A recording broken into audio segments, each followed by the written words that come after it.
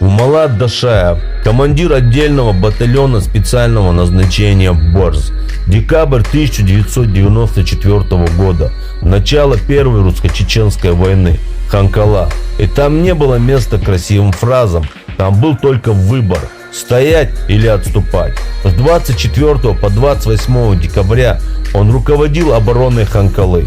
А 28 декабря 1994 года он геройски пал в бою. Именно так и измеряется человек. Не тем, что он говорит, а тем, где он остается, когда становится тяжело, когда в нем нуждается его народ. Да будет доволен тобою Аллах, а мы будем помнить тебя вечно.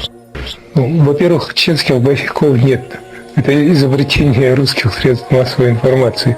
Боевики — это характеризует всегда полузакрытую, легальную, нелегальную организацию.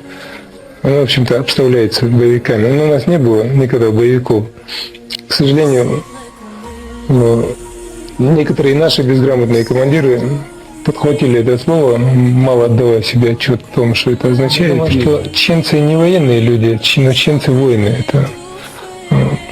Воин — это более емкое понятие, более широкое понятие, чем военные люди. Чеченцы воины, да.